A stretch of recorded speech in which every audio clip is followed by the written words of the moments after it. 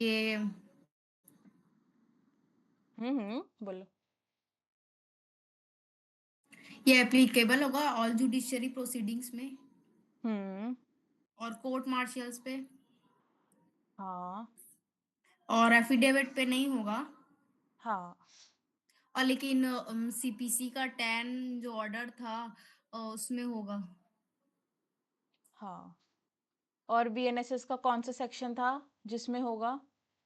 वो 351 और 331। 352 शायद। 331, नहीं। 332। हाँ, थ्री थर्टी नहीं, वन 331 था, हाँ। भूल गए भी ना, ये याद रखना, अगर इसका एमसीक्यू आ गया तो फिर आप कैसे करोगे? ठीक है। मैं याद कर लूंगी। हाँ। ठीक है, अभी हम टाइम वेस्ट नहीं करेंगे, अब हम लोग आगे पढ़ते हैं। मतलब मैं ये पीडीएफ फिफ्थ टाइम एडिट कर रही हूँ, पांचवी बार। और इसमें मैंने कल इतने सारे केस लॉज ऐड कर दिए, रात के 2-3 बजे तक मैं बैठी रही, इतने सारे केस लॉज मैंने इसमें ऐड कर दिए।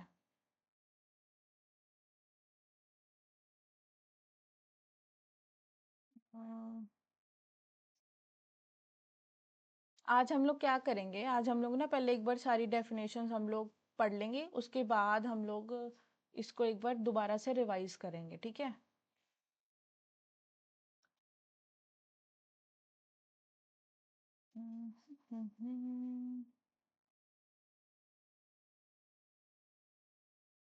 हाँ, देखो कल ना हमारी एक चीज रह गई थी, हम लोगों ने लेक्स फॉरी के बारे में नहीं पढ़ा था। तो इसका भी ना कई बार क्या होता है, एमसीक्यू आ जाता है, आपसे पूछ लिया जाता है कि जो हमारा बीएसए है वो लेक्स फोरी है या नहीं। लेक्स फोरी, लेक्स फोरी का मतलब होता है कि जिस कंट्री में कुछ एक्ट कमिट हुआ है। फॉर एग्जांपल ये इंडिया है, और इंडिया के अंदर ही हमारा क्या है, फॉर एग्जांपल मर्डर कमिट हुआ है, ठीक है, इंडिया के अंदर ही कमिट हुआ है। तो यहाँ पर कौन सा लॉ एप्लीकेबल होगा? इंडिया का ही होगा। समझ गए ना? कौन सा लॉ एप्लीकेबल होगा? इंडिया का ही एप्लीकेबल होगा।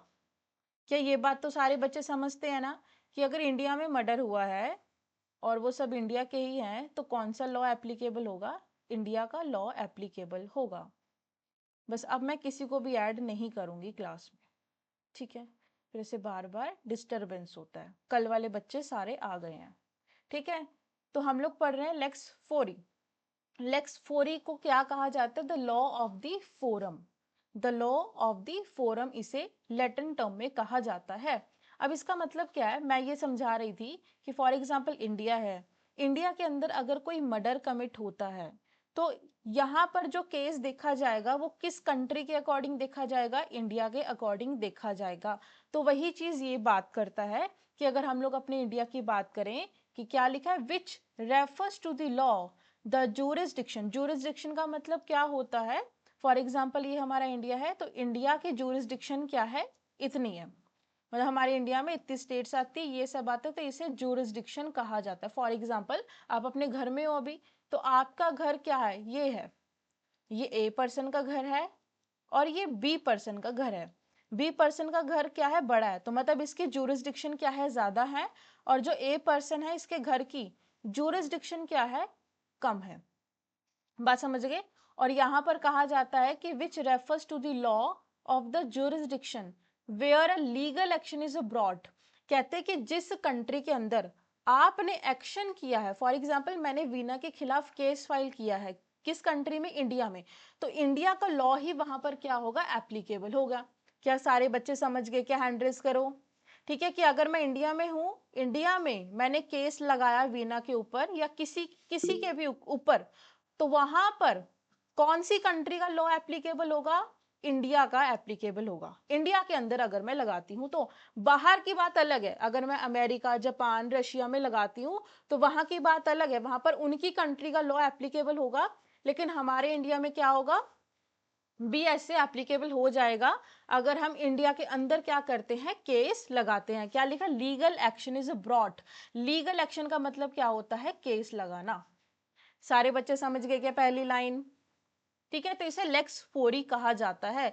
इसका एमसीक्यू बहुत बार पूछा जाता है, तो आपको ये चीज याद रखनी है, लेक्स फोरी, कि हमारा जो बीएसए है वो किसको फॉलो करता है? वो लेक्स फोरी को फॉलो करता है। It means that the law that applies to a particular legal case, कि कोई पर्टिकुलर लीगल केस है, उसे डिटरमाइन कौन करेगा, हमारा लॉ करेगा। कहाँ, कौन सा लॉ करेगा, जिस कंट्री के अंदर हमने केस लगाया है उस कंट्री का करेगा। फॉर एग्जाम्पल इंडिया, इंडिया का जो लॉ है वो क्या हो जाएगा, एप्लीकेबल हो जाएगा। अब ध्यान से समझना, अब फॉर एग्जाम्पल कोई फॉरेनर आया, ठीक है, अब कोई फॉरेनर हमारे इंडिया में आया और उसने इंडिया में आके, फॉर एग्जाम्पल कोई बाहर से आया और उसके साथ चोरी हो गई, ठीक है, अब उसने केस लगाया, तो ऐसे थोड़ी वहां पे अमेरिका का, इंडिया के अंदर अमेरिका का केस लगेगा या अमेरिका का लॉ एप्लीकेबल होगा, नहीं।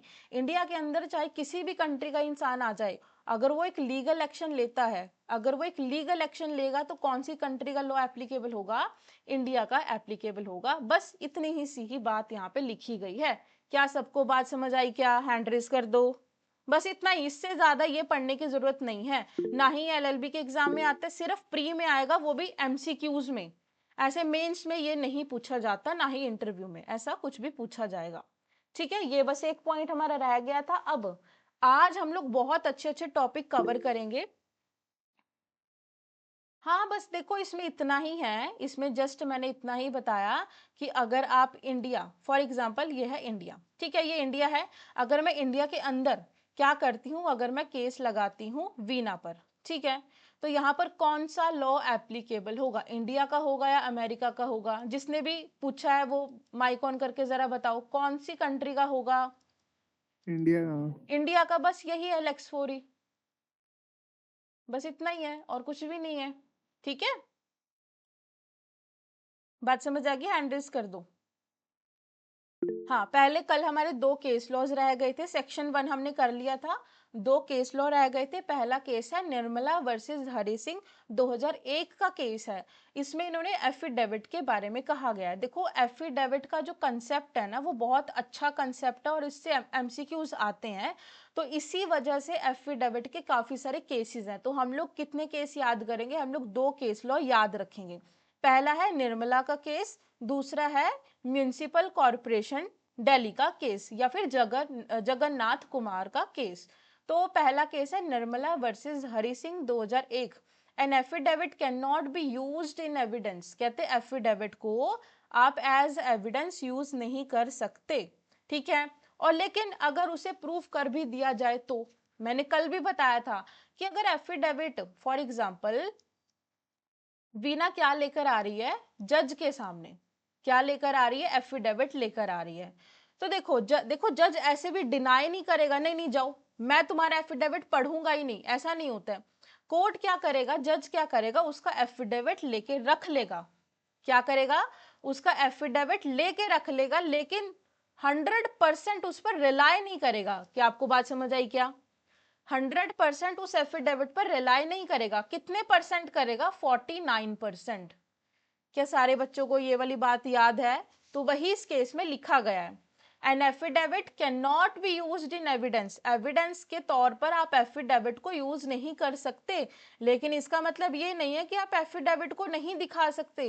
क्या लिखा, unless unless law specially permit certain matters to be proved by the affidavit, there are certain matters. ऐसे काफी ऐसे केसेस होते हैं, काफी ऐसे मैटर्स होते हैं जहां पर एफिडेविट को मान लिया जाता है, तो वहां पर उसको क्या है, मान लिया जाएगा। क्या सारे बच्चे समझ गए क्या, हैंड रेज करो। ठीक है, क्या है, उसको मान लिया जाएगा। और उसके बाद इन्होंने वही लिखा है, ये हमारा सेक्शन 1 का ही पॉइंट है, ये केस नहीं है, केस हमारा सिर्फ इतना ही है।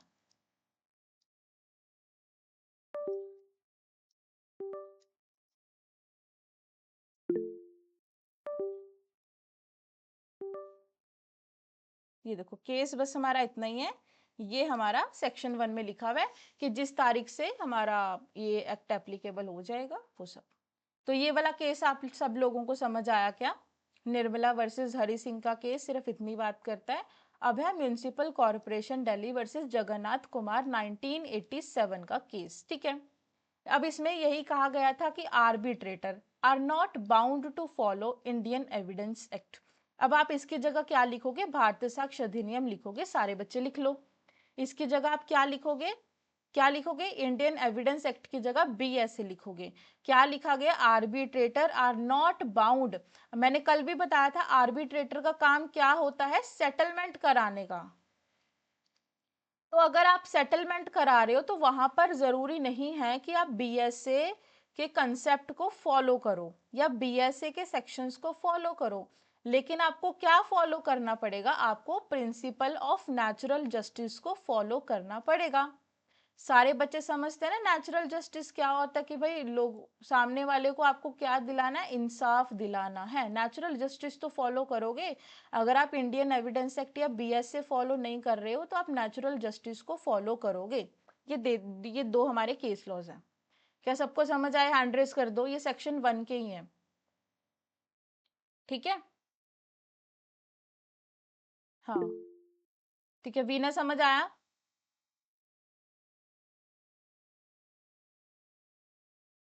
किसी का कोई डाउट है तो पूछ लो, अदरवाइज फिर हम लोग आगे पढ़ते हैं।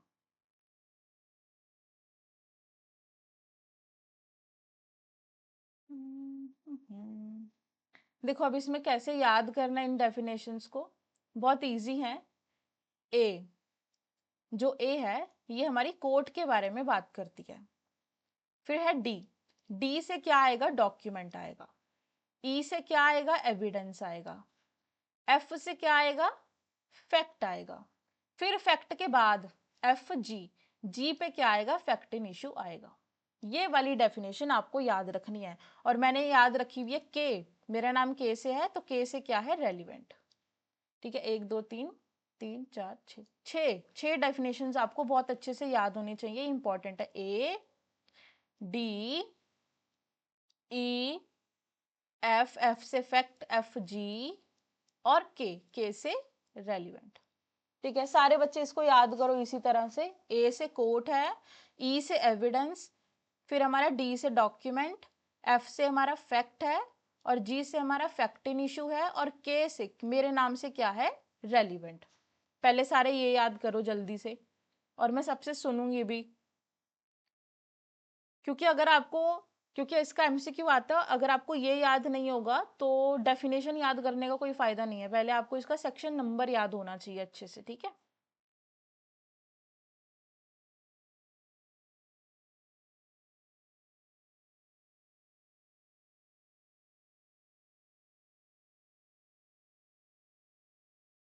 हाँ,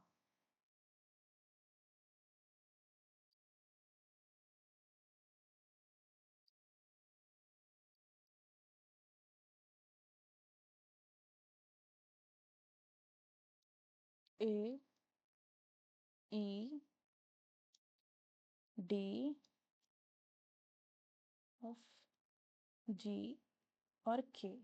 हाँ, अब बता दो मेरे को जल्दी से, जिसको जो भी याद आ रहा है। ए से क्या होगा? कोर्ट। हाँ, कोर्ट।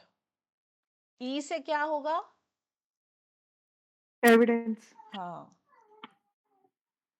और डी से क्या होगा?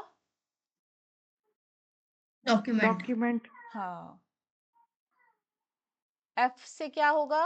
F fact. फैक्ट। जी फैक्ट इन इश्यू। हम्म। के रेलेवेंट। हाँ ठीक है, सबको ये 6 डेफिनेशंस याद हो गई, ठीक है? ये क्या है हमारा? रेलिवेंट।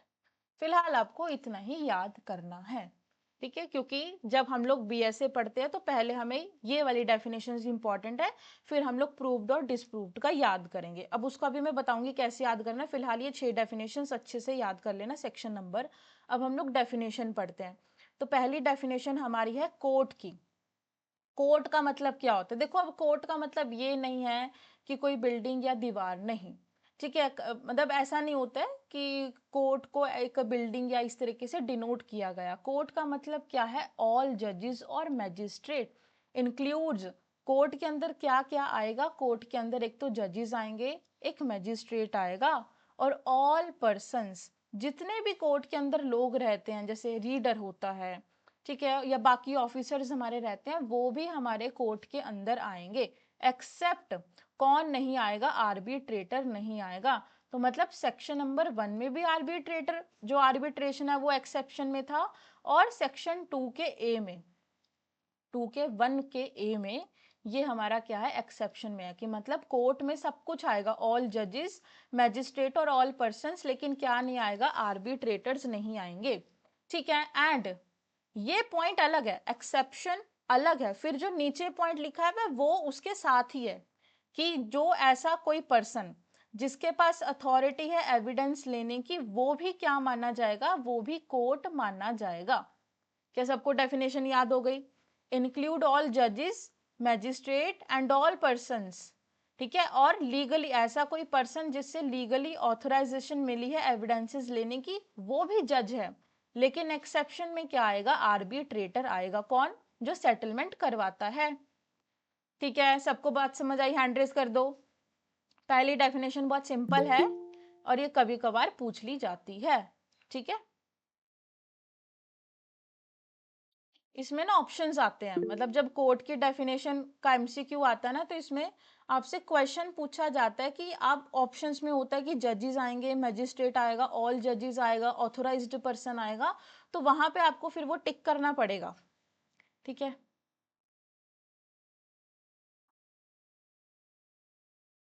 दीदी एमसीक्यू भी कराते जाना। हाँ वो सैटरडे को कराएंगे ना।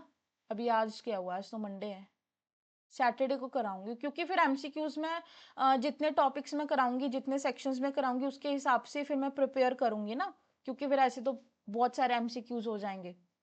ठीक है, और उसको फिर प्रिपेयर करने में भी थोड़ा टाइम लगता है, इसलिए अभी पहले अभी मैं 4-5 दिन तो ये जो मेरे नोट्स है मैं इसी को और डीप, मतलब और डीप में बनाऊंगी, क्योंकि मुझे ऐसा लगता है कि और भी ऐसे केस लॉज हैं जो मुझे ऐड करने चाहिए, तो वो मैं साथ के साथ इसमें ऐड ऑन कर रही हूँ।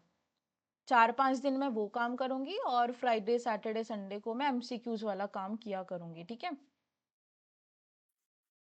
हेलो। हाँ, हेलो बोलो। मैम, नोट्स प्रोवाइडेड कर दीजिएगा ना? हाँ, आज मतलब आज की डेमो क्लास खत्म हो जाएगी, जो भी स्टूडेंट्स इसे परचेज करते हैं ना, तो उसको मैं साथ के साथ नोट्स प्रोवाइड करा दूंगी। ठीक है, ओके ओके। ग्रुप बनाऊंगी, जो भी स्टूडेंट्स लेंगे अलग से ग्रुप बनाऊंगी, इसमें नहीं करूंगी, क्योंकि इसमें तो काफी सारे स्टूडेंट्स हैं, उनको मैं पर्सनली भी शेयर कर दूंगी और ग्रुप में भी डाल दूंगी। ठीक है, और दोनों दे दूंगी, ओके हैंड रिटन और टाइप्ड दोनों, मतलब क्योंकि कई ऐसे बच्चे होते हैं जो हैंड रिटन को प्रेफर करते, तो वो हैंड रिटन भी अवेलेबल है और टाइप्ड भी। और जो जो चेंज मैं करती जाऊंगी अपने नोट्स में, मतलब ये तो मेरी ओरिजिनल पीडीएफ है जहाँ से मैं पढ़ा रही हूँ, लेकिन जो जो पीडीएफ मैं आपको दूंगी वो दूसरी पीडीएफ है जो मैंने जनरेट कर रखी है, लेकिन मैं जो जो चेंज आपको करती जाऊंगी मैं आपको साथ के साथ बताती जाऊंगी। ठीक है, ओके मैम ओके। अब इसके बाद हमें क्या पढ़ना चाहिए, फैक्ट पढ़ते हैं पहले। ठीक है, कोट हमें समझ आ गया, अब हम पढ़ेंगे फैक्ट। एफ, एफ से हमारा क्या है, फैक्ट है। तो फैक्ट का मतलब क्या है, बहुत सिंपल है, हर एक चीज, अभी मैं यहाँ पे आपको बैठ के पढ़ा रही हूँ, तो ये भी एक फैक्ट है। ठीक है, अब मैं किसी को गुस्सा कर रही हूँ तो वो भी एक फैक्ट है। ठीक है, मैंने किसी को चांटा मार दिया या मैंने किसी को स्लैप कर दिया, तो वो भी एक फैक्ट है। ठीक है, अब किसी ने किसी के साथ लड़ाई करी, वो भी एक फैक्ट है। मतलब कि अगर हम लोग बात करें इस दुनिया के अंदर जो भी चीज हो रही है वो एक फैक्ट माना जाता है। ठीक है, फैक्ट मतलब कोई भी चीज। ठीक है, अभी आप खाना खा रहे हो, चल रहे हो, घूम रहे हो, सो रहे हो, ये सारी चीजें क्या होती हैं, फैक्ट होती हैं। लेकिन इसके अंदर क्या रहता है, ऐसा नहीं है कि अब हर एक चीज को ही हम लोग फैक्ट मान लेंगे। तो यहाँ पर पहले तो यही लिखा है, फैक्ट मीन्स और इंक्लूड्स। देखो ये वर्ड आपको याद रखना है, मीन्स का मतलब अलग होता है और इंक्लूड का मतलब अलग होता है। मीन्स का मतलब है कि फैक्ट का मतलब ये है, और इंक्लूड का मतलब है फैक्ट के अंदर ये चीज भी इंक्लूड होती है। ये सारे बच्चे इसका फर्क समझते हैं ना, कुछ कुछ ऐसी डेफिनेशन है जहां पे लिखा रहता है मीन्स, मतलब इसका मतलब ये है, और कुछ कुछ जगह पे लिखा रहेगा इंक्लूड, कि जरूरी नहीं है कि सिर्फ यही 4 चीजें इंक्लूड, और भी इसमें इंक्लूड हो सकती हैं। तो इसमें क्या है, मीन्स और इंक्लूड्स एनीथिंग, कोई भी चीज। ठीक है, स्टेट ऑफ थिंग, कोई आप काम कर रहे हो, relation of things, for example कि अभी मान के चलो वीना मेरी दोस्त है। ठीक है, अब वीना को मैं क्या पढ़ा रही हूँ, मैं हिंदू लॉ पढ़ा रही हूँ, तो ये एक रिलेशन है। ठीक है, मतलब को किसी भी तरह का रिलेशन, वो भी एक क्या है, फैक्ट माना जाएगा। और लास्ट में लिखा हुआ है कि ऐसी कोई चीज जिसे क्या किया गया है, जिसे परसीव्ड किया गया है बाय द सेंसेस। आपको पता है ह्यूमन बीइंग के 5 तरह के सेंसेस होते हैं, सुनना, देखना, स्मेल, टच, ये 5 तरह के सेंसेस होते हैं। अगर इससे आप कोई भी चीज फील कर सकते हो तो वो भी क्या माना जाएगा, वो भी फैक्ट माना जाएगा। ठीक है, फॉर एग्जाम्पल मैंने देखा नहीं, फॉर एग्जाम्पल किसी ने, ए ने बी का मर्डर किया, मैंने वो चीज देखी नहीं लेकिन मैंने वो चीज सुन ली, तो वो सुनना भी क्या है, एक फैक्ट है। ठीक है, फॉर एग्जाम्पल मैंने किसी चीज को फील कर लिया, फील इन द सेंस कि फॉर एग्जाम्पल बहुत ज्यादा ठंड है और उसमें किसी ने क्या किया कि किसी ने किसको मारा, और मैं उस टाइम फील कर सकती हूँ कि हाँ भाई इतनी ज्यादा ठंड है तो ऑब्वियसली उसको हार्ट अटैक आ गया होगा या ऐसा कुछ हो गया होता। तो ये क्या होता है, ये होते हैं हमारे सेंसेस। तो पहला पॉइंट है एनीथिंग, दूसरा है स्टेट ऑफ थिंग, मतलब कोई भी काम आप कर रहे हो, फिर है रिलेशन ऑफ थिंग, रिलेशन के बारे में, और फोर्थ है परसीव्ड बाय द सेंसेस। फिर लास्ट में इसने मेंटल कंडीशन भी लिखी हुई है। मेंटल कंडीशन, कोई डिप्रेशन में है, ठीक है, कोई साउंड माइंड नहीं है, कोई अनसाउंड माइंड का पर्सन है, ठीक है, किसी का भी दिमाग सही नहीं है, कोई कुछ पागल हो जाता है, तो ये जितने भी ये चीजें हैं यहाँ पर, ये भी एक फैक्ट माना गया है। ठीक है, क्या आप लोगों को ये बात समझ आई? ये जस्ट एक डेफिनेशन है, मतलब फैक्ट ये सिर्फ आपको समझा रहा है कि फैक्ट एनीथिंग। ठीक है, लेकिन अभी अगर हम लोग इसको डीपली पढ़ेंगे ना आगे सेक्शंस में, तो इसमें बहुत सारी चीजें आपको बताई हुई हैं कि फैक्ट ऐसा नहीं है, कुछ लॉजिकली फैक्ट होते हैं, कुछ लीगली फैक्ट होते हैं, कुछ रेलिवेंट फैक्ट होते हैं, कुछ एडमिसिबिलिटी फैक्ट होते हैं, तो वो बाद में पढ़ेंगे। अभी फिलहाल आपको ये 4 लाइनों की डेफिनेशन याद करनी है। क्या सबको बात समझ आई? हैंड रेस कर दो। ठीक है, अब इसका इलेस्ट्रेशन देखो। अब देखो मैं एक और चीज बताती हूँ, जब अगर आप जुडिशरी की तैयारी कर रहे हो ना, तो जब आप अपना बेयर एक्ट पढ़ते हो ना, तो बेयर एक्ट में आपको अपने बेयर एक्ट की सारी इलस्ट्रेशंस पढ़नी है, क्योंकि कई बार क्या होता है, हमारा जो एमसीक्यू होता है ना, वो इलस्ट्रेशन से ही आता है। प्रॉपर बेयर एक्ट का इलस्ट्रेशन आ जाता है कि बताओ ये कौन से सेक्शन में लिखा है, तो वो आपको याद करना पड़ता है। अब ऐसा नहीं है कि ऐसे तो 200 इलस्ट्रेशंस है तो क्या सारी याद करें, नहीं, जो जो इंपॉर्टेंट है वो मैं आपको साथ के साथ बताती जाऊंगी कि ये चीज इसमें इंपॉर्टेंट है, और वही वही चीज आपको करनी है। ठीक है, तो इलस्ट्रेशन मतलब एग्जाम्पल्स। तो पहला एग्जाम्पल है that there are a certain objects arranged in a certain order और in a certain place is a fact. कहते कुछ ऑब्जेक्ट हैं जिसे अरेंज करके ऑर्डर में रखा गया है, वो भी एक फैक्ट है। फॉर एग्जाम्पल वीना ने कोई चीज सुन ली, वीना ने, सेकंड एग्जाम्पल है, वीना ने किसी चीज को सुन लिया या देख लिया, वो भी एक फैक्ट है। दैट अ पर्सन हियर्ड और सा समथिंग इज अ फैक्ट। फिर है तीसरा point, that a person said a certain words. For example अभी मैं बोल रही हूँ, ठीक है, तो ये भी एक क्या है, फैक्ट है। किसी इंसान ने मरते समय कोई वर्ड बोल दिए, फॉर एग्जाम्पल किसी ने मरते समय किसी का नाम ले दिया, फॉर एग्जाम्पल राहुल का नाम ले दिया, तो वो भी एक फैक्ट है। ठीक है, अब किसी ने कोई क्राइम किया, उसकी कैसी इंटेंशन है, देखो ये जो इंटेंशन होती है ना, ये आ जाती है मेंटल कंडीशन में। जैसे कि कोई कोई अनसाउंड माइंड का पर्सन है और वो क्या कर रहा है, वो कि उसने क्या कर दिया, क्राइम कर दिया, तो वो क्या एक फैक्ट है।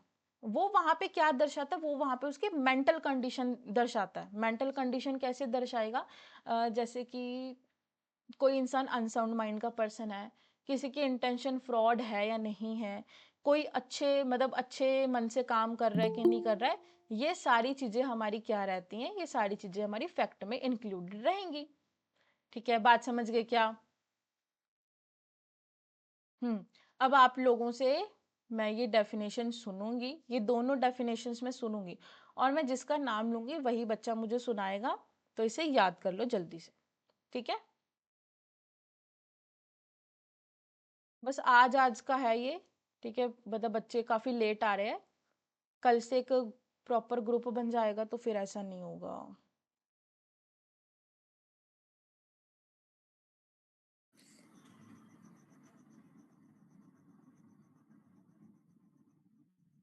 हाँ, कुछ बोल रहे हो भी ना?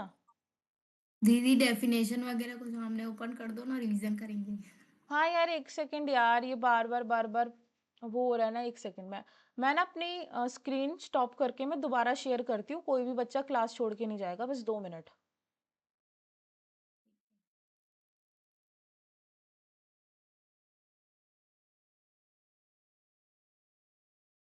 कभी कभार ये हैंग हो जाता है यार, फिर चलता नहीं है। एक सेकंड बस।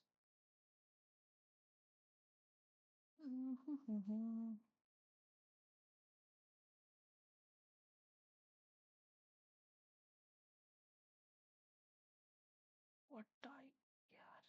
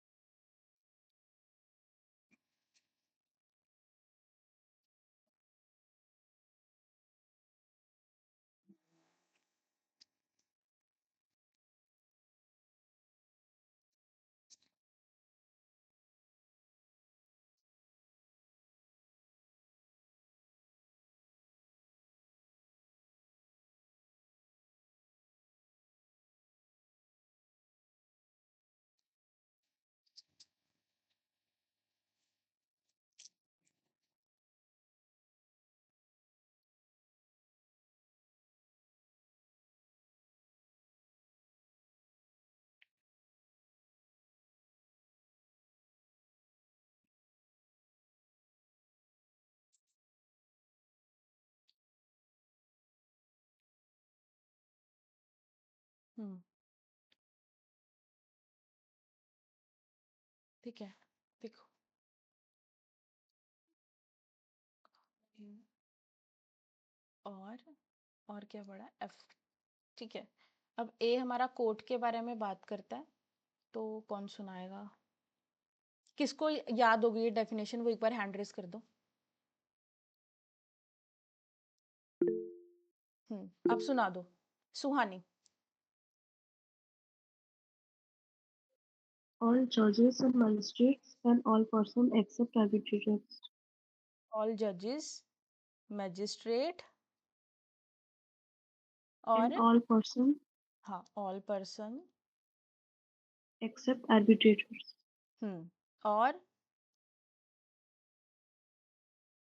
और एक और चीज रह गई। Legally authorise to take evidence. हाँ, ये भी याद रखना है, ठीक है। हाँ, लीगली ऑथराइज्ड, एक ऐसा पर्सन जो कि लीगली ऑथराइज्ड है एविडेंसेस लेने के लिए। अब दूसरी डेफिनेशन है फैक्ट। फैक्ट कौन सुनाएगा? हाँ, आप सुना दो। कृशाली, कृशाली सिंह।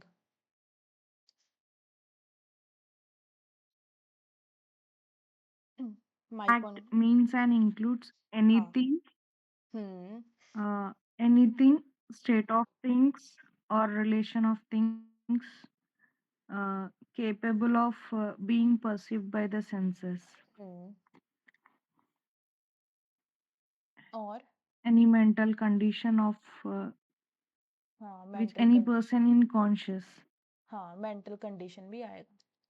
ठीक है, सबको बात समझ आ गई क्या? सबको याद हो गया? बस मतलब याद होना चाहिए बस, ठीक है। ऐसा कोई टेस्ट नहीं चल रहा है आप लोगों का, ठीक है। ये बस याद होना चाहिए, ठीक है। हाँ, अब हम लोगों ने 2 डेफिनेशंस कर ली। अब हम लोग फैक्ट इशू करेंगे बाद में, क्योंकि यहाँ पर आपको काफी सारी चीजें मुझे समझानी पड़ेंगी, तो इसलिए पहले हम लोग करते हैं बाकी डेफिनेशन डॉक्यूमेंट, ठीक है। मतलब हम लोग ये वाली करते हैं, ठीक है, करते हैं। अब है, पहले हम पढ़ते हैं डॉक्यूमेंट। डॉक्यूमेंट का मतलब देखो, अब हम लोग क्या समझते थे कि डॉक्यूमेंट का मतलब है कि कोई चीज हम लोगों ने लिख दी है, या कोई हम लोगों ने प्रॉपर्टी के पेपर्स बनवा लिए तो वो डॉक्यूमेंट है, तो ऐसा नहीं होता है।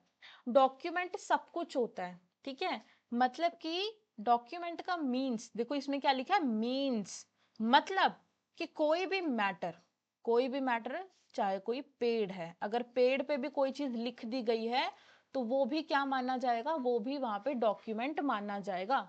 ठीक है, कोई पेड़ है, कोई बुक है, कहीं पर कुछ भी लिख दिया गया है तो वो क्या है, डॉक्यूमेंट माना जाएगा। अब ऐसे तो आपने देखा होगा कि मतलब पार्क वगैरह में या काफी जगहों पर कि काफी कुछ लिखा रहता है, तो क्या वो भी डॉक्यूमेंट है? तो इसका आंसर है नो, ऐसा नहीं होता है। देखो डॉक्यूमेंट वही है जिसे क्या लिया जा सकता है, जिसे कोर्ट में हम लोग एज ए डॉक्यूमेंट यूज कर सकते हैं। सारे बच्चे समझ गए कि कोर्ट में हम जिसे एज अ डॉक्यूमेंट यूज कर सकते हैं ना, सिर्फ वही डॉक्यूमेंट माना जाएगा, बाकी लिखी हुई चीज बेकार है। क्या सबको बात समझ आई क्या? तो क्या लिखा है, मीन्स एनी मैटर एक्सप्रेस्ड और डिस्क्राइब, कि किसी मैटर पर, किसी पत्ते पर, किसी पेड़ पर कोई भी चीज एक्सप्रेस की गई है या डिस्क्राइब्ड की गई है या फिर रिकॉर्ड की गई है किसी भी सब्सटेंस पर, उसे डॉक्यूमेंट कहा जाएगा। किस तरह से? या तो बाय लेटर्स, मतलब ABCD करके लिखा गया है, बाय फिगर्स मतलब कोई डायग्राम वगैरह बना के, कोई मार्क मतलब कोई भी निशान वगैरह से, या फिर अदर, या फिर वन ऑफ दोज मीन्स, मतलब ऐसी चीज से लिखा गया है कि जिसे हम क्या करेंगे, आपकी इंटेंशन क्या है, इंटेंडेड। देखो काफी बच्चे ना इसमें कंफ्यूज होते हैं, इंटेंडेड का मतलब क्या होता है, इंटेंशन, कि आपकी ऐसी इंटेंशन है इसे क्या करना, एज ए यूज करना डॉक्यूमेंट, तो उसे क्या माना जाएगा, उसे डॉक्यूमेंट माना जाएगा। For the purpose of recording that matter और इंक्लूड इलेक्ट्रॉनिक और डिजिटल, ये नया ऐड हुआ है। ठीक है, पहले इंडियन एविडेंस एक्ट में ये चीज नहीं थी, ये नई चीज ऐड हुई है। इसमें क्या ऐड हुआ है कि इलेक्ट्रॉनिक और डिजिटल रिकॉर्ड्स को भी क्या माना गया है, डॉक्यूमेंट माना गया है। क्या आप लोगों को बात समझ आई? पहले मैंने क्या बताया कि एनी मैटर एक्सप्रेस्ड और डिस्क्राइब्ड और रिकॉर्डेड अपॉन एनी सब्सटेंस, ठीक है, फिर बाय मीन्स ऑफ लेटर, या तो लेटर, फिगर्स और मार्क्स से, और फिर इसने बताया कि आपकी ऐसी इंटेंशन है उसे यूज करना, कैसे, एज ए डॉक्यूमेंट कोर्ट में यूज करना। और फिर लिखा गया कि अगर कोई इलेक्ट्रॉनिक या डिजिटल रिकॉर्ड्स हैं उसे भी क्या माना जाएगा, उसे भी डॉक्यूमेंट माना जाएगा। ज्यादातर हमारा जो BSc है इसमें यही चेंज हुआ है, इसमें इलेक्ट्रॉनिक और डिजिटल रिकॉर्ड्स का ही चेंज हुआ है पूरे BSc में, और कोई ऐसा चेंज नहीं हुआ। मतलब हर सेक्शन में, आगे सेक्शन आएंगे 74, 73, 72 में, ठीक है, 60 के आसपास आएगा, वहां पर भी इलेक्ट्रॉनिक रिकॉर्ड्स के बारे में ही बताया गया है कि ये चेंज हुआ है, बाकी सब सेम है, बाकी पूरा बेयर एक्ट सेम है एविडेंस का। क्या सबको बात समझ आई? किसी का कोई डाउट है तो हैंड रेज करके पूछ लो। और अगर किसी ने BNS पढ़ा है ना, तो ये BNS के जैसे सेम डेफिनेशन है, बिल्कुल सेम है, कोई इतना फर्क नहीं है इसमें डेफिनेशन में। इसे हाईलाइट कर देते, ठीक है। मैम, हम्म। अगर ट्री पे कुछ लिखा है तो हाँ, कोर्ट में एज ए डॉक्यूमेंट हम कैसे सबमिट कर सकते? देखो सबसे पहली बात तो आपकी इंटेंशन होनी चाहिए उस चीज को वहां पे एज ए डॉक्यूमेंट प्रूफ करने की। लेकिन अब आपने पूछा है तो मैं बताती हूँ, लेकिन हंसेगा कोई नहीं, ठीक है। अब फॉर एग्जाम्पल कि किसी ने किसी की मतलब किसी की डेथ हो रही है, ठीक है, और उसने मरते मरते क्या है, यहाँ पे पेड़ पे कुछ लिख दिया, ठीक है। अब उसने यहाँ पे लिख दिया किसका नाम, उसने यहाँ पे लिख दिया राहुल का नाम, ठीक है। अब यहाँ पे लोग जाके कोर्ट में कह रहे हैं कि सर उसने मरने से पहले उसने तो राहुल का नाम पेड़ पे लिख दिया। तो अभी हम इससे क्या अंदाजा लगाएं, तो कोर्ट इससे कहेगा कि अच्छा उसने कुछ लिखा है मरते समय, आपको दीदी, आपने ये पढ़ा होगा। क्वेश्चन, हाँ, मरने वाला लड़की थी क्या? हाँ, हाँ, लड़की, अब लड़की मान लो, ठीक है। हाँ, तो उसके बाद अब कोर्ट यहाँ पे कहेगा कि अच्छा भाई, आपको, आप लोगों को पता होगा कि मरते समय इंसान झूठ नहीं बोलता, ठीक है, लेकिन ये कंसेप्ट इंडिया में फॉलो नहीं होता, लेकिन ज्यादातर फॉलो किया जाता है। तो अब वहां पे वो सोच रहे हैं कि अच्छा ये तो मरते समय इसका नाम लिख के चली गई है, तो ठीक है भाई अब हम इसे उठा लेते हैं, कुछ ना कुछ तो होगा। तो वहां पर फिर उसे रेलिवेंट मान लिया जाता है, लेकिन रेलिवेंट मानने के लिए ना आपको ये पढ़ना पड़ेगा सेक्शन 3 से 50 तक। आपको ये पूरे सेक्शंस पता होने चाहिए। इन सेक्शंस के बीच में कहीं ना कहीं ये पेड़ पे लिखा हुआ, दीवार पे लिखा हुआ, किसी के मुंह पे लिखा हुआ, सब रेलिवेंट मान लिया जाएगा, समझ गए? लेकिन क्या होनी चाहिए, आपकी इंटेंशन होनी चाहिए उसे एज ए डॉक्यूमेंट यूज करने की। समझ, अब जैसे ये लड़की, अब ये मरते मरते लड़की ने उसका नाम लिखा कि भाई इसने मुझे जहर दिया है, मैं इसका नाम लिखती हूँ ताकि ये पकड़ा जाए। बात समझ गए ना? उस लड़की की मरते समय इंटेंशन थी कि इसने मेरे को मारा है और मैं इसको पकड़वा के जाऊंगी, जिसे जेल में करवा के जाऊंगी। तो वहां पर उसकी उसे एज ए यूज करने की डॉक्यूमेंट इंटेंशन थी। समझ गए? मतलब वैसे ऐसा होता नहीं है, मैंने जस्ट पेड़ का एग्जाम्पल दिया, आप अपने एग्जाम में मत लिख के आना कभी भी, ठीक है? कभी मत लिख के आना भी, पेड़ का एग्जाम्पल मत लिख के आना, ठीक है?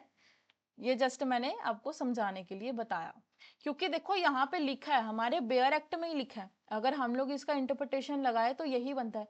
एनी सब्सटेंस, भाई एनी सब्सटेंस तो कुछ भी हो सकता है। आपने किसी के हाथ पे कुछ लिख दिया तो वो भी एनी सब्सटेंस है, आपने कहीं भी कुछ लिख दिया तो वो भी एनी सब्सटेंस है, ठीक है? अब इसका इलस्ट्रेशन पढ़ो। Right, writing is a document, मतलब कुछ लिखा हुआ डॉक्यूमेंट है, कुछ प्रिंटेड है, लिथोग्राफ्ड फोटोग्राफ डॉक्यूमेंट है, मैप और प्लान भी डॉक्यूमेंट है। ये इसका एमसीक्यू आता है, बहुत बार इनके एमसीक्यू आए हैं, एक इसका, एक इसका, एक इसका, ठीक है? मतलब मैप और प्लान भी डॉक्यूमेंट है। इंस्क्रिप्शंस आपने पढ़ा होगा कि पुराने समय पे जो मेटल की प्लेट्स होती थी उस पे ना मशीन से लिखवा दिया जाता था राजे का नाम, तो उसे इंस्क्रिप्शंस कहा जाता है। मतलब पुराने समय में या किसी भी हार्ड सरफेस पर अगर कुछ लिख दिया जाता है तो वो भी डॉक्यूमेंट है, ठीक है? कैरिकेचर वगैरह ये सब चीज हो गए। अब ये इंपॉर्टेंट है, इसका एमसीक्यू पूछ लिया जाता है, electronic records on email is a document. Email एक डॉक्यूमेंट है। Server logs document on a computer, computer, laptop, smartphone, messages, website, locational evidences, voice mail, ये सब क्या माने जाते हैं? ये सब डॉक्यूमेंट माने जाते हैं। ये पॉइंट आपको बहुत अच्छे से याद रखना है, इसका एमसीक्यू भी पूछा जाता है। आपसे ये पूछ लिया जाएगा कि क्या ईमेल डॉक्यूमेंट माना जाएगा, क्या ईमेल माना जाएगा डॉक्यूमेंट? तो हाँ, ये मान लिया जाएगा, ठीक है? अब आप क्या करो, 2 मिनट का टाइम लेके इसे याद करो। डॉक्यूमेंट,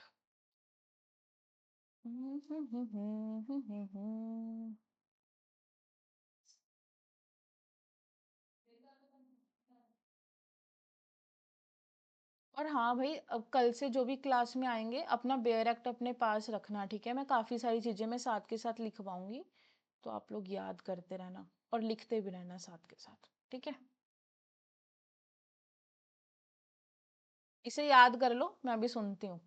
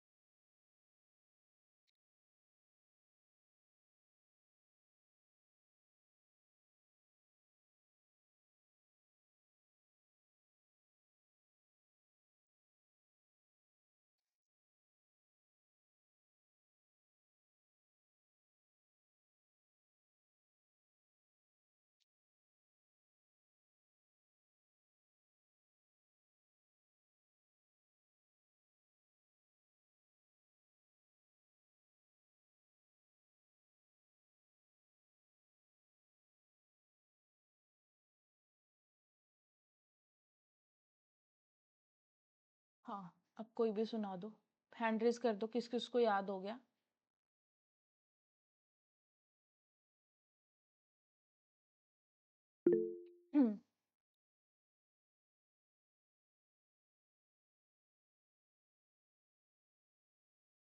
हाँ, ठीक है। सुहानी?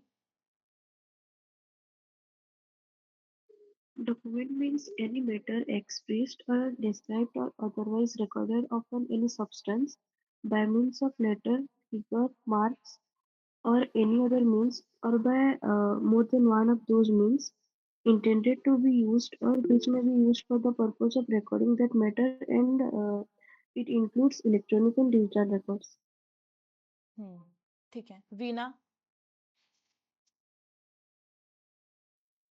डॉक्यूमेंट मतलब कोई भी मैटर जो एक्सप्रेस्ड हो, डिस्क्राइब्ड हो और रिकॉर्ड हो किसी सब्सटेंस में, वही डॉक्यूमेंट है। चाहे लेटर्स में हो या फिगर्स में हो या मार्क्स में हो। और प्लीज आप इलेक्ट्रॉनिक और डिजिटल रिकॉर्ड हमेशा याद रखना। इलेक्ट्रॉनिक और डिजिटल रिकॉर्ड। और किस किस को याद हो गया?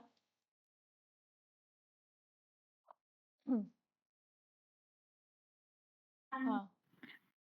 Document means any matter expressed or described or otherwise recorded upon any substances by means of letters, figures, marks, or any other means, or more than one of those means for the purpose of recording the matter and electronic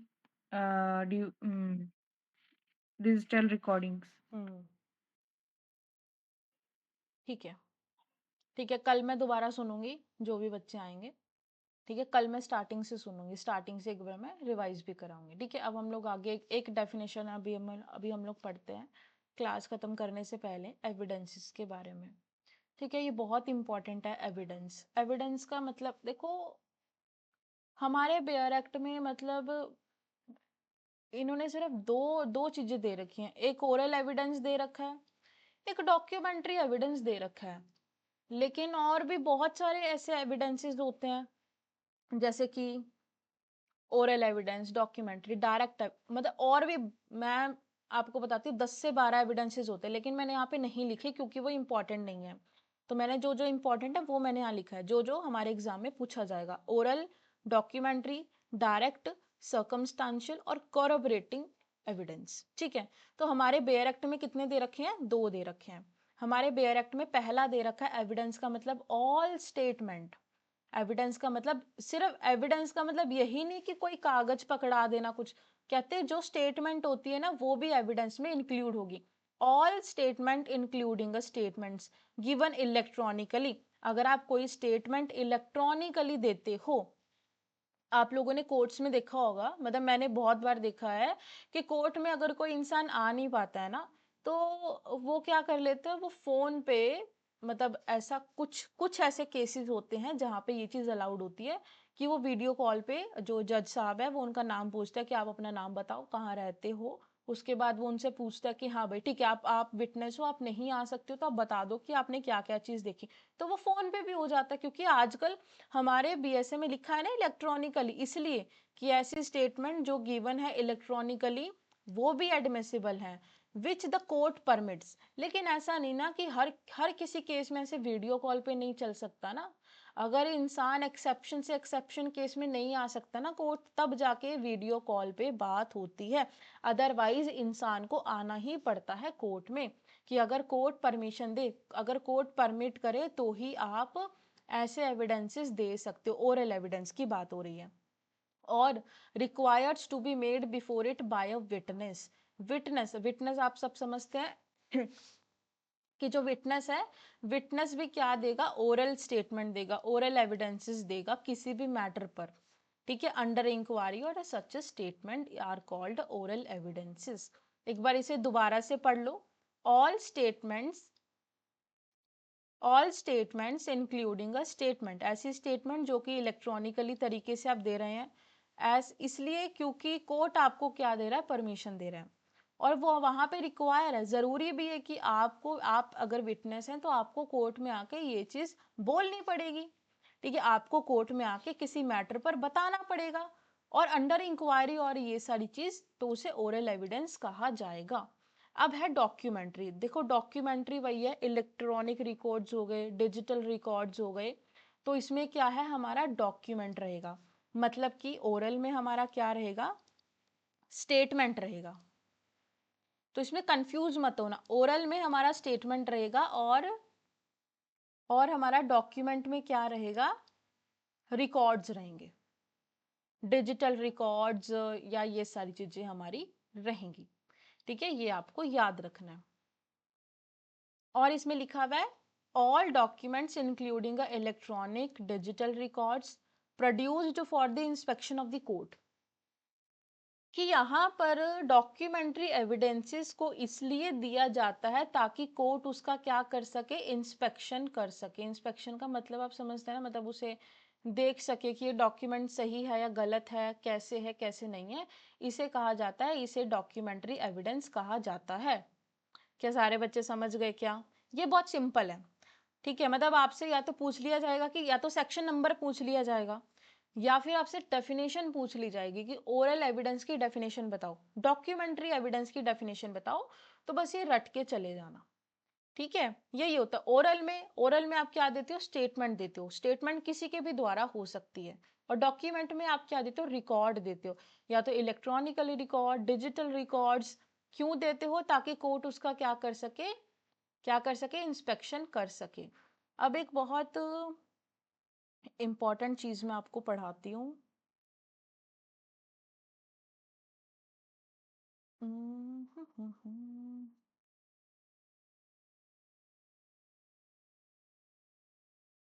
देखो direct evidence क्या होता है। Direct evidence है बहुत simple. For example मैंने किसी का murder होते हुए देखा, मैंने जाके कोर्ट में बता दिया, वो डायरेक्ट है।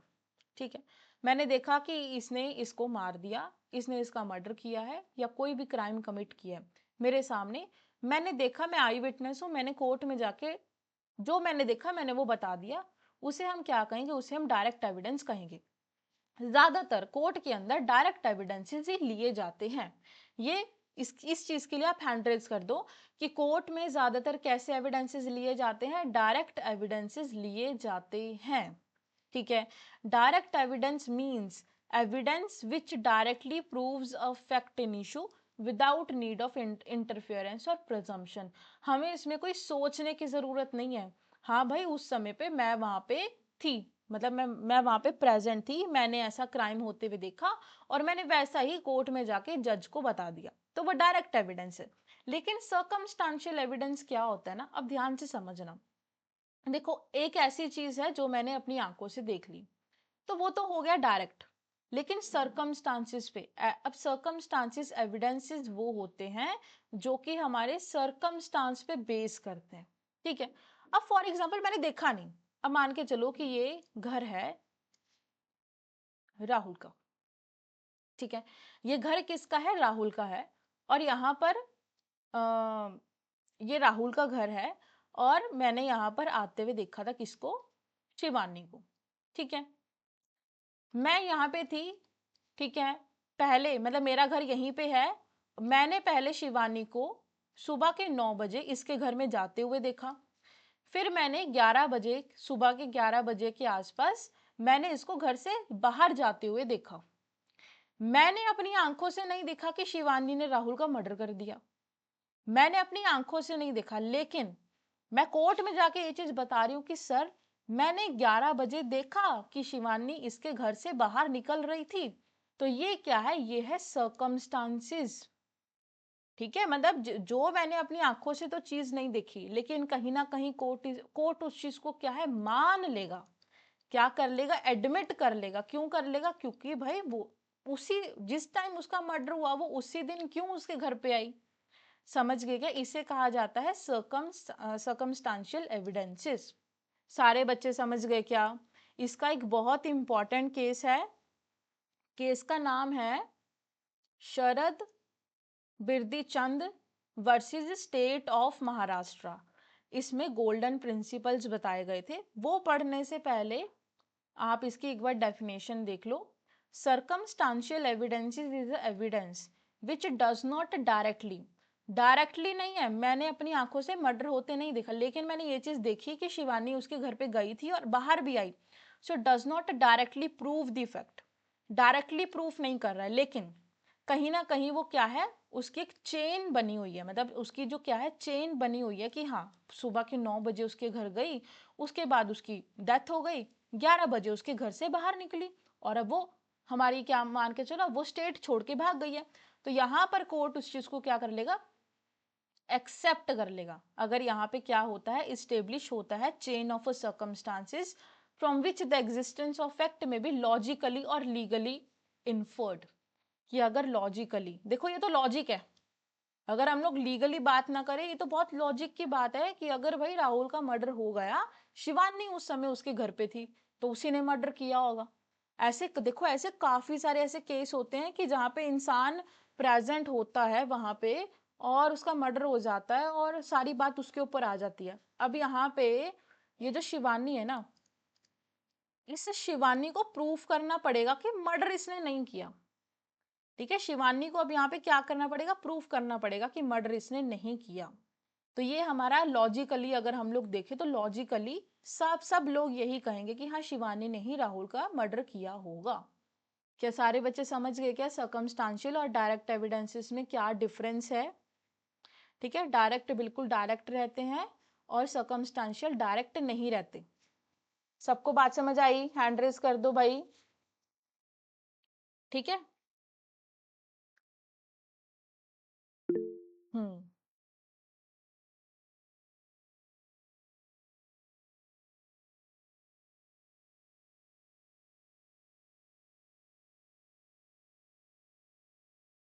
ठीक है, अभी एक और चीज पढ़ाती हूँ, केस हम लोग कल पढ़ेंगे। अभी एक और चीज, पांचवा भी पॉइंट अभी पढ़ा देती हूँ। अभी पढ़ाती हूँ कॉरबोरेटिव का, कॉरबोरेटिव। ठीक है, और अब इसका मतलब क्या होता है? इसका मतलब होता है सपोर्ट करना। क्या करना? सपोर्ट करना, सपोर्ट करना। अब फॉर एग्जाम्पल, अब